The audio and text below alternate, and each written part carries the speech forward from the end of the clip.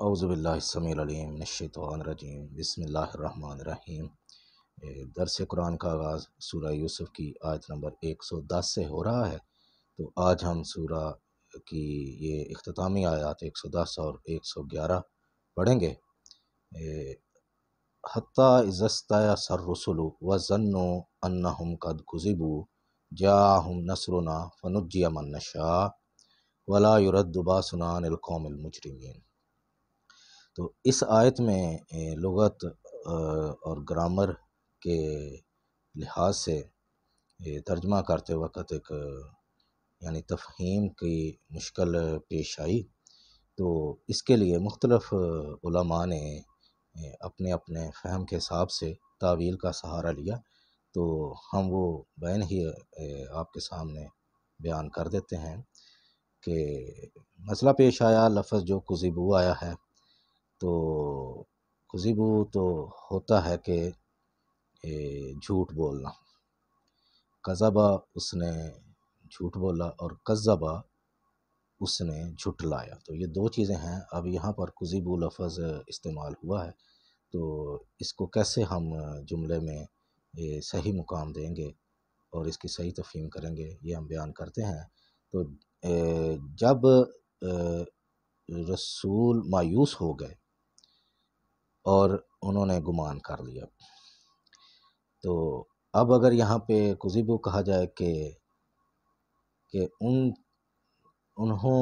ان سے جھوٹ بولا گیا، یعنی معاذ اللہ استغفر اللہ، کہ اللہ کی طرف سے، قدرت کی طرف سے ان کے ساتھ جھوٹ بولا گیا کہ ان کی مدد کی جائے گی اور یا عذاب ان کی قوم کو دیا جائے گا۔ اور اگر ہم یہ لفظ کذبوا بولیں تو پھر بات یوں بنے گی کہ جب رسول مایوس ہو گئے اور انہوں نے گمان کر لیا کہ ان کو جھٹلا دیا گیا ہے، تو پھر ہماری مدد پہنچی، تو جس کو ہم نے چاہا اس کو نجات دے دی۔ تو لیکن کذبوا تو لفظ یہاں لکھا ہی نہیں ہوا، تو کذبوا لفظ ہے جس کا معنی بنتا ہے کہ ان سے جھوٹ بولا گیا۔ اب ہمارے سامنے جو علماء کرام ہیں مفسرین، ان میں علامہ ڈاکٹر طاہر القادری صاحب، انہوں نے تعویل یہ کی کہ ظنوا جو ہے اس کا فاعل بدل دی، یعنی کہ جب رسول مایوس ہو گئے اور قوم نے گمان کر لیا، یعنی لفظ جو واو آیا ہے اذا استیأس الرسل وظنوا، وہ کٹھا ہے کہ جب رسول مایوس ہو گئے اور انہوں نے ہی گمان کیا، لیکن اب چونکہ ایک مشکل ہے، اس کی تعویل کہیں کسی نہ کسی طرح سے کرنی ہے کہ اور انہوں نے کی کہ رسول مایوس ہو گئے اور قوم نے گمان کیا کہ ان کے ساتھ جو عذاب کا وعدہ کیا گیا تھا وہ جھوٹا نکلا ہے پیغمبروں۔ اسی طرح سے سید ابو العلا مودودی، اعلیٰ حضرت امام احمد رضا خان بریلوی، علامہ جوادی، محمد علی جوناگڑھی اور امام امین احسن اصلاحی، تو ان سب نے یہاں پر ظنوا کا فاعل بدل دیا، یعنی انہوں نے کہا کہ رسولوں نے جب رسول مایوس ہو گئے اور قوم نے گمان کیا، تو اس طرح سے یہ تعویل کی کہ قوم نے گمان کیا کہ ان کے ساتھ جو وعدہ کیا تھا عذاب کا وہ جھوٹا نکلا، یا نبیوں کی جو مدد اللہ کی طرف سے کی جائے گی وہ قوم نے گمان کیا کہ وہ یہ جھوٹی بات تھی۔ لیکن اب اس کی کوئی دلیل نہیں ہم پہنچائی ان لوگوں نے کہ کس طرح سے وہ ظنوا کا فاعل انہوں نے بدل دیا، اور اس کے بعد کچھ مفسرین ہیں جنہوں نے ظنوا کا فاعل بالکل نہیں بدلا۔ ان میں حضرت شاہ عبد القادر محدث دہلوی، مولانا فتح محمد جلندری اور علامہ محمد حسین نجفی، انہوں نے یہی اس کا ترجمہ کیا کہ جب رسول مایوس ہو گئے اور رسولوں نے ہی گمان کیا، لیکن انہوں نے بھی آگے ایک بریکٹ میں جملہ لکھا کہ ان سے جو بات کی گئی وہ جھوٹ نکلی. ٹھیک. تو اس کے بعد ہمارے پاس آتے ہیں دو اور مفسر جن میں تفسیر المیسر ہیں. انہوں نے بالکل درست اس کا ترجمہ کیا کہ جب رسول مایوس ہو گئے اور انہوں نے گمان کر لیا کہ ان کو جھٹلا دیا گیا ہے. اور پھر ہمارے پاس ہیں مارما ڈیوک محمد پکتال.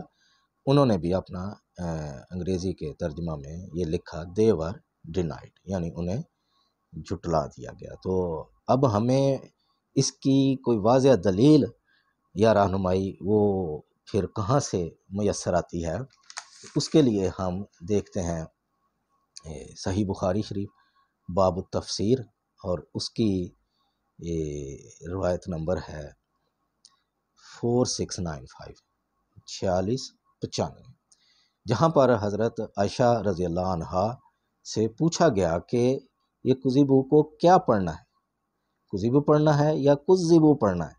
تو انہوں نے اس حدیث میں وضاحت کی کہ یہ کذبو پڑھا جائے گا، یعنی جب رسول مایوس ہو گئے اور انہوں نے گمان کر لیا کہ انہیں جھٹلا دیا گیا ہے، پھر حضرت عائشہ رضی اللہ عنہا سے پوچھا گیا کہ اگر اس کو کذبو پڑھا جائے تو یعنی پھر یہ مطلب نکلے گا کہ جو اللہ نے بات کہی تھی وہ جھوٹ نکلی. تو اس پہ حضرت عائشہ رضی اللہ عنہا نے کہا معاذ اللہ کہ رسول ایسا سوچ بھی نہیں سکتے. تو یہ ہمیں بخاری شریف کی اس حدیث سے یہ رہنمائی ملتی ہے. میں پھر دہرا دوں 4695 انٹرنیشنل نمبر ہے، آپ انٹرنیٹ پہ چیک کر سکتے ہیں 4695. تو یہ لفظ ہم اسی طرح سے اس حدیث کی رہنمائی کی روشنی میں کذبو پڑھیں گے. اور اب اس کا ترجمہ بنے گا کہ جب رسول مایوس ہو گئے اور انہوں نے گمان کر لیا کہ انہیں جھٹلا دیا گیا ہے، تو پھر ہماری نصرت، ہماری مدد، یعنی اللہ کی مدد ان تک پہنچی، اور پھر جسے چاہا اللہ تعالیٰ نے نجات دی. اور ولا یرد باسنا عن القوم المجرمین، اور ہمارا عذاب جو ہے وہ مجرم قوم سے پھرا نہیں کرتا. لقد کان فی قصصہم عبرۃ لاولی الالباب، اور یہ جو قصہ گزرا یوسف علیہ السلام کا، اس میں عقل مند لوگوں کے لیے یہ نصیحت ہے، عبرت کا سامان ہے.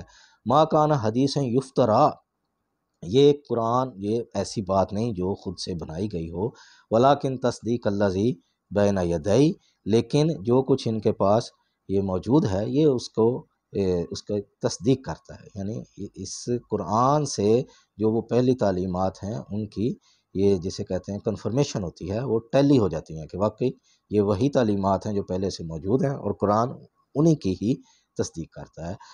وہ تفصیل کل شیء، اور ہر شے کی تفصیل قرآن نے بیان کی ہے.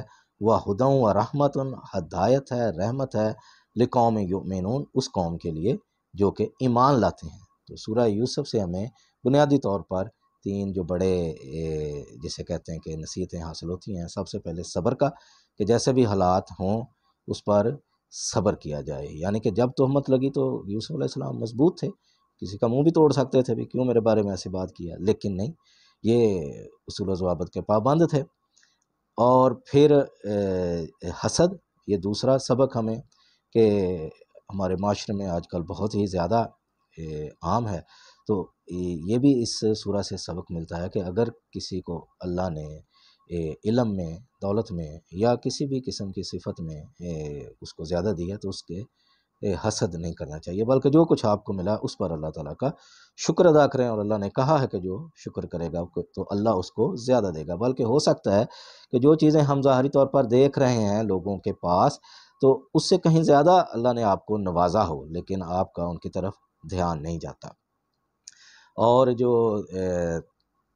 تیسری بات وہ یہ کہ حالات جو ہے سدا ایک جیسے نہیں رہتے. کس طرح سے یہ دیہات کی زندگی سے اور پھر ایک مسلسل غلامی، قید، آزمائشوں سے لے کر اللہ تعالیٰ نے یوسف علیہ السلام کو ملک کا بادشاہ بنا دیا. تو یہ قرآن جو ہے وہ کہتا ہے کہ جی اس میں ہدایت ہے، رحمت ہے.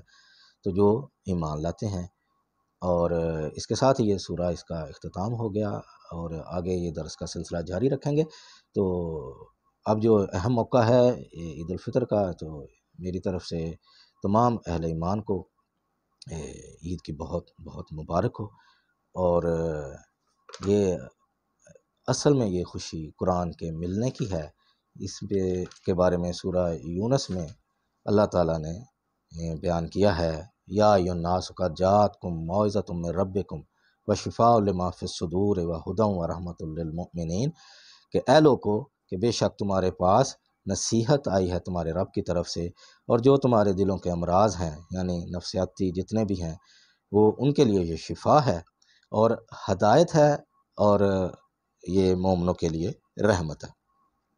قل بفضل اللہ و برحمتہ، کہہ دو ان سے کہ اللہ کے فضل اور اس کی رحمت سے یہ قرآن ہمیں ملا ہے۔ فبذالک فلیفرحوا، تو یہ قرآن ملنے کی جو ہے خوشی ہے، کہ اللہ کہتا ہے اس کی خوشی مناؤ۔ وہ خیر مما یجمعون، تو یہ جو لوگ مال و دولت اور پراپرٹی اور یہ اکٹھا کرتے ہیں اس سے کہیں زیادہ قرآن کا علم یہ بہت ہی بہتر ہے۔ تو اللہ سے دعا ہے ہمیں قرآن سیکھنے کی اور اس پر عمل کی توفیق عطا فرمائے۔